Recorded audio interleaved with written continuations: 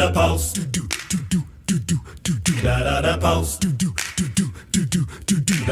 Townships interviews. Don't forget breaking news. The Pulse, the Pulse, the Pulse. Broadcast just for you. Welcome to the Pulse broadcast. Today's episode begins at Alexander Galt Regional High School, where librarian Judith Munger is retiring after 20 years of helping transform the school library into a busy, welcoming space for students and staff. Munger talks about rebuilding the collection, encouraging students to use the library, creating community through food and cultural activities, and what it feels like to leave after 2 decades.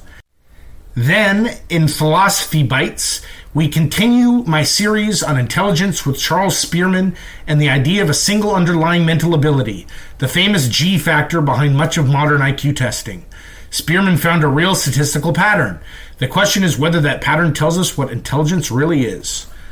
Let's get into it.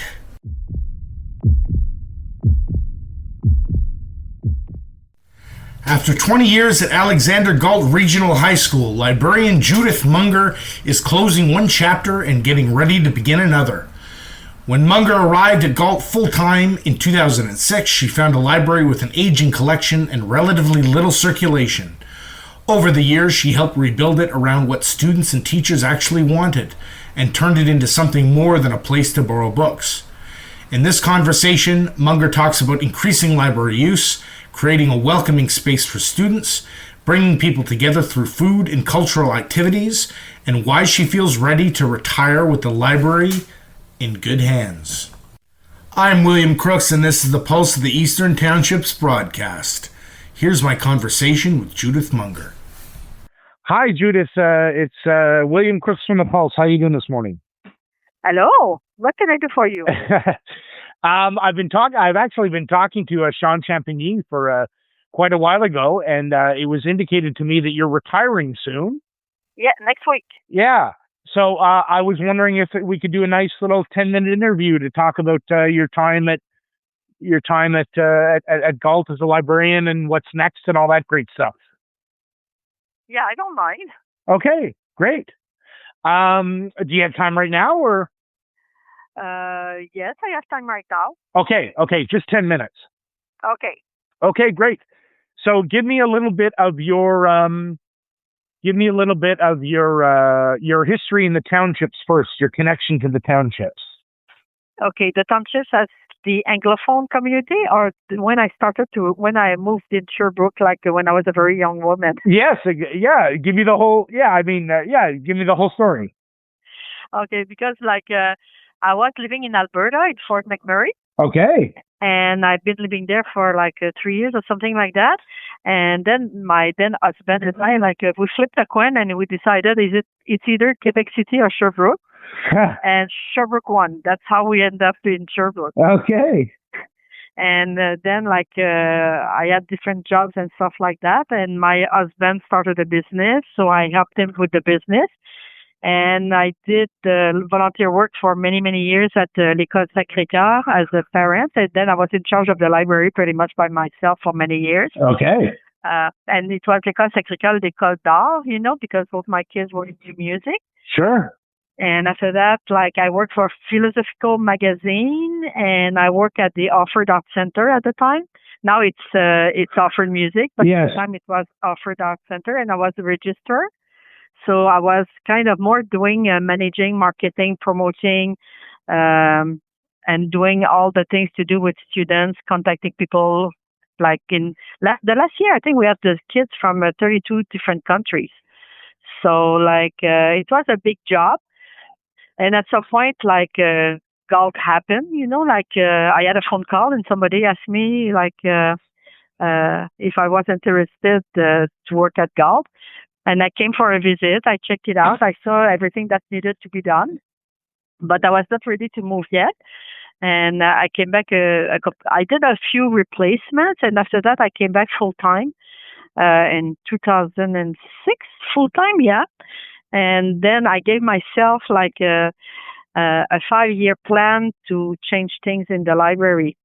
And it took me 6 years to really put it not exactly, but mostly, maybe at 70% of what I wanted.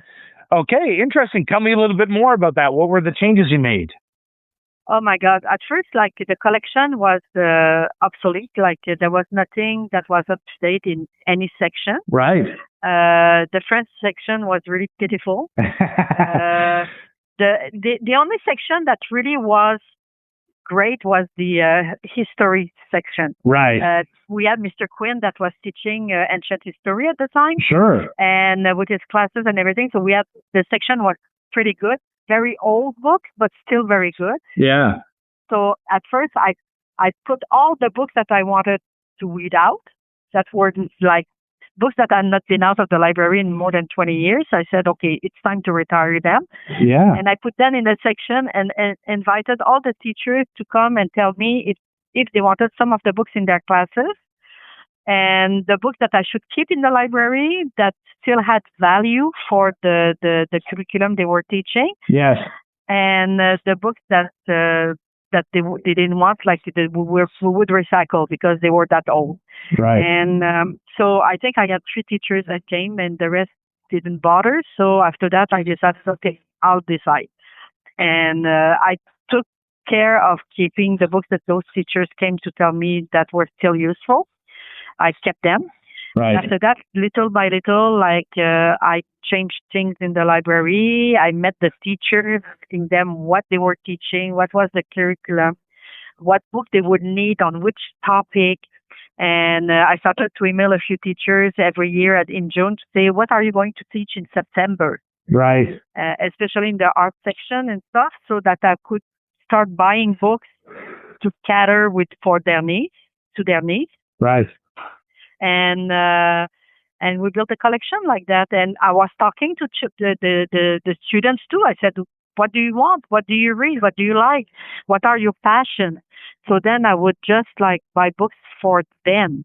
And the first year I subscribed so many catalog and newsletter, visited many libraries in Montreal.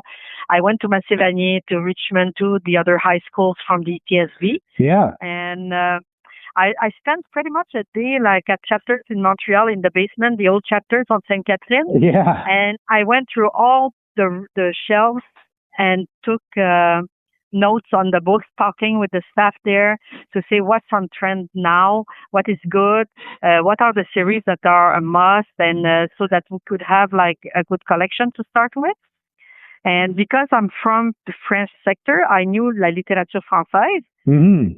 So the first year I read so much newsletters in English, and I started to learn more about the Anglophone authors in Canada and in Quebec, so that I could be a good person, like go get to, and I read many of the books I was buying. Right. So like I would read maybe, I don't know, like 400 or 500 books a year.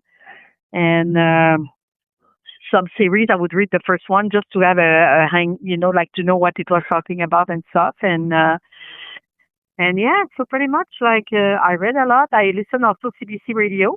They had lots of programs with people talking about books, critics and stuff. And even on Radio-Canada too, like they had lots of program on literacy. So I would listen to those when I was in the car, when I was at home, making notes. And it was before like the internet, the media and the media frontier and stuff. So yes. It was a lot by hand, So yeah. So, but it was really fun because it was challenging and it was a real challenge, and I was up for it. And of course, like I didn't want the things to stay as they were because it had to become lively. The first year I was here, like the statistics, it was the first year we had about 1,000 students in that year, and it was like for the whole year only 1,300 books had been borrowed from the library for around 1,000 students. And okay. And some of the books were borrowed by teachers, So, and within 3-4 years, we went up to 10,000 books a year that were borrowed. Okay. Wow. So we revamped, and then we kind of started to implement some the respect rule and the welcoming people, the diversity aspect of being in a library also. Okay. You cannot cater to just one clientele. You have to cater to all of them. Right. And you have to be a resource center for everyone. And it was mostly having a positive attitude, I think, and welcoming people and listening. Um that made a whole change. And at some point, I did a little tea tasting activity in the month of May for a year, like before exam, and people liked it. And I had just like a few pots of tea, and we had an ugly orange carpet in the library. It was so ugly, and I said, as soon as the carpet is out, like we're doing something, and we started the bistro. So the bistro was like 13 years ago, something like that, 13, 14 years ago. Yeah. So, and every time we did some degustation, like food tasting on everything, I would like ask for money for donations for different things from different places, different people. And people were really generous in the community, like to help us, like with our project. Like last year, we had the Unity Lodge and number 8, and we had also the Operation Backpack that sponsored the library's activities a lot. And we had also like the healthy lifestyle budget, like from the CLSC pour École en Santé. Right. And for the last 2 years, we did like so many food tasting for Indigenous Peoples Awareness Month around the world through rice, around the world through spaghetti. And when we have like Indigenous Peoples Awareness Month, like we always offered like Indigenous recipes. So things that are from Indigenous chef, Indigenous community, because when we have Indigenous Peoples Awareness Month, it's not my voice that is important. It's the voice of Indigenous people. Right. And because if you meet around a table, you share a meal, you open the discussion, so you have an exchange. So this is why it's important. Food is always a big thing in my life, to gather people around the table. So what I'm doing in my life, I kind of brought in the school. So, and I love cooking, so that helps. Right. Okay. Well, that's great. Thank you very much. Okay, so you're retiring at the end of the month. What's next for you? Next, I have my, I love opera, so I will go and already book my dates like for the Opéra de Cinéma with some friends. Okay. Then I'm planning to have like my calendar of all the museums I like throughout Quebec.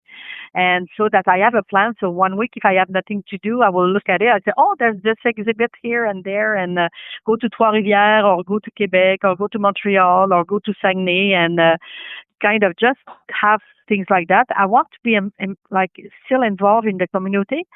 And I'm waiting for the open house at the Lennoxville Women's Center to see how it goes, because I have an interest in literacy with smaller children. Okay. Helping out like new moms sometimes with budgets, or even the food is always present, like maybe cook together and things like that.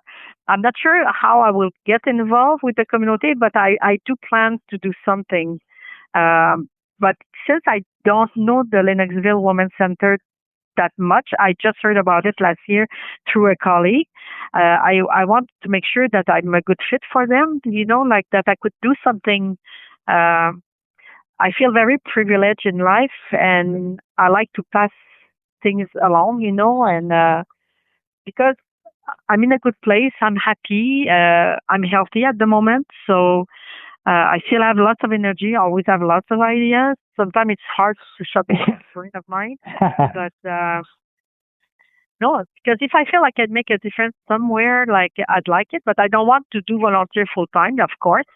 I want to enjoy life too, and I still like, my mom is getting older, and I have a sister who just went through cancer, and she still needs like some help. So because she's in remission, but she still needs lots of help. And I have people around me. I have my grandkids also that are like they're so beautiful people. Oh, I love them to death, and they are brilliant. And when you look at the younger generation and you see the spark in their eyes, like, they will make a difference in life because they have a passion and they are willing to put in the effort, like, to make it happen, and the communication, the exchange, and everything.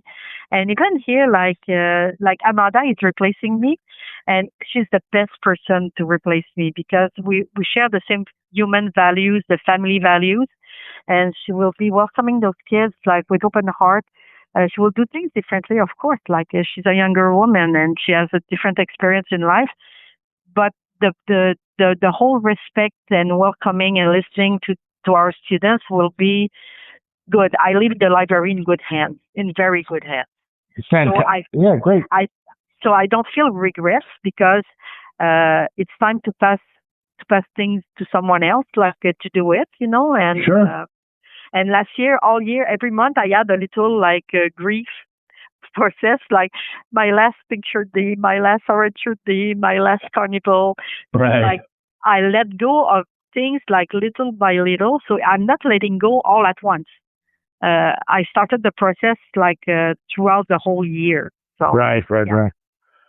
Okay, great. Well, thank you very much. Is there a nice picture of you in the library I could use that's pretty recent?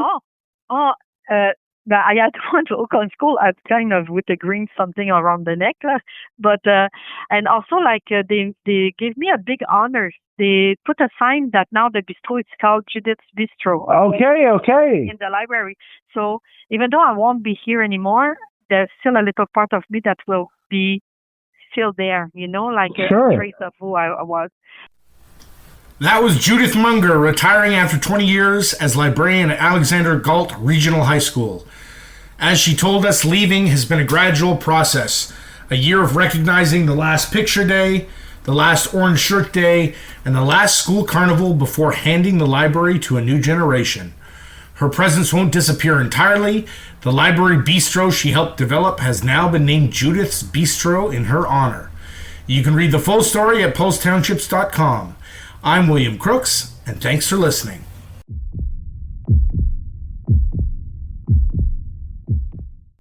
Welcome to the Pulse of the Eastern Townships Broadcast. This is Philosophy Bites, and today we're continuing my series on a deceptively simple question. Is there one kind of intelligence or many? In the last episode, I laid out the two major camps in that debate. This time, I want to look closely at the man who gave us the idea of a single underlying mental ability, Charles Spearman. Spearman noticed something real. People who perform well on one kind of mental test tend to perform well on others. From that pattern came the famous General Intelligence Factor, or G, and ultimately much of the thinking behind modern IQ testing. But does the pattern really prove what Spearman thought it proved? I think there's a problem hidden in the jump from test scores to intelligence itself. Here's Spearman and the trouble with reducing a mind to a single number. Last time I set up the two camps in the great intelligence debate and argued that they share a common mistake, treating a question about language as a question you settle with data. Now let's look closely at the first of them. Charles Spearman is the reason anyone talks about a single underlying intelligence at all. His idea is the ancestor of every IQ score you've ever heard quoted. So it's worth understanding what he actually claimed, and where I think the reasoning goes off the rails. Spearman began with something real and genuinely interesting. If you give a large group of people a batch of different mental tests, vocabulary, patterns, arithmetic, memory, the scores don't scatter randomly. People who do well on one tend to do reasonably well on the others. The results hang together more than you'd expect by chance. That's a real finding, and it wants an explanation. Spearman's was that some single general factor sits underneath all of them, showing up in every task. He called it G. On top of G, he added specific factors unique to each individual task. So your score on any given test is G plus whatever is peculiar to that test. That's the famous two-factor theory. But why invent this machinery in the first place? Here's the reasoning that pushed him towards it. Spearman was arguing against an older view that treated intelligence as a single, indivisible thing. His objection: it can't be, because people aren't equally good at everything. The same person might be quick with numbers and hopeless with words. If intelligence were really one unified power, shouldn't it show up evenly across the board? That's the crucial step, and it's where I think he goes wrong. because there's an obvious alternative he doesn't consider. Think about what actually determines how well you do at some mental task. Your raw ability to understand is one ingredient, but look at everything else in the mix. How much you've practiced, whether the subject interests you, whether you were paying attention, how much you already understood going in, whether you had a decent teacher, whether you'd slept. Two students of identical intelligence can post wildly different scores in French and physics, because one has an aunt in Trois-Rivières she writes to every month, and the other has a physics teacher who makes the subject sing. Nothing about their underlying intelligence differs at all. Everything about their circumstances does. So uneven performance across subjects doesn't show that intelligence is split into pieces. It shows that performance depends on far more than intelligence alone, which we already knew, and which the account for my first series handles comfortably. Intelligence is what's left once you've accounted for practice, interest, attention, and the rest. Remember all that fuss about all else being equal? This is precisely what it was guarding against. Spearman saw a puzzle that needed a whole new theoretical apparatus, but the puzzle dissolves once you notice that the test score was never a clean readout of intelligence in the first place. There's a second difficulty, and it's sharper. G is defined by what correlates with what. Scores that move together get bundled into G. That sounds neutral and mathematical, but it means the contents of G are decided entirely by whatever happens to correlate, with no independent check on whether the thing belongs there. Push on that and it gets strange. Suppose it turned out that people who score high on mental tests reliably had slower reflexes than average. On this method, slower reflexes would have to be counted as part of G, part of intelligence, purely because the numbers move together. Nothing in this method can say, hold on, reflex speed isn't intelligence. The correlation decides, and the correlation doesn't care what the word means. Spearman was alert enough to see part of this. He acknowledged that G might sweep in all sorts of unrelated abilities, and so he was careful to say that G isn't the same thing as intelligence.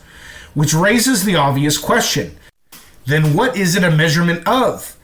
If your general factor isn't intelligence, and you've also said the everyday word has no clear meaning, it's genuinely unclear what the number is supposed to be telling us about. That brings us to Spearman's most revealing conclusion. After surveying the definitions his colleagues had offered and finding all of them wanting, he concluded that the ordinary word intelligence simply has no definite meaning, and that a real definition would have to wait until psychologists had mapped out the complete science of how thinking works. Look at the leap. Nobody around him had produced a good definition, therefore the word means nothing. But that doesn't follow. The word has a rich and orderly set of uses. I spent 6 essays laying them out. What was missing wasn't the meaning. What was missing was anyone who had sat down and described the meaning carefully, which is a different problem entirely, and no surprise given how many competing definitions were flying around. And the proposed fix can't work either. If a word genuinely has no definite meaning, no amount of laboratory work will supply one. Data can tell you which abilities cluster together. It cannot tell you which cluster deserves to be called intelligence. Presumably, what Spearman really meant was that once enough testing was done, some tightly correlated group of functions could be named intelligence. But that's not discovering what the word means. That's inventing a new use for it and hoping the old one quietly steps aside. I don't want to be unfair to him because on one matter Spearman was sharper than many who came after. He insisted that results of a psychometric test ought to line up with our ordinary informed judgments about who is intelligent. And that's exactly right. If a test declared that the sharpest person you know is dull, and that someone visibly struggling is brilliant, we would not conclude that our eyes had been deceiving us all along. We'd conclude that the test was broken. That tells you something important about what these tests are. Not an authority that overrules our ordinary concept, but a tool that has to answer to it. At their best, they can catch an intelligent person whom circumstances has made hard to spot. Their real virtue is practicality. You can administer 1 to 1,000 students in an afternoon, which you can't do by getting to know 1,000 students. That's a useful instrument. It just isn't the discovery of what intelligence is. Spearman took a genuine pattern in the data and built an elaborate structure on top of it, prompted by a puzzle that wasn't really a puzzle, and ended up with a number he himself couldn't quite identify with the thing he set out to study. Next time, the opposite camp. Gardner looks at the same landscape and concludes there isn't one intelligence but many, and he opens with an example so persuasive it has convinced a great many people. A world-class violinist would never top an IQ test. So isn't the test obviously missing something? Next time, the violinist problem.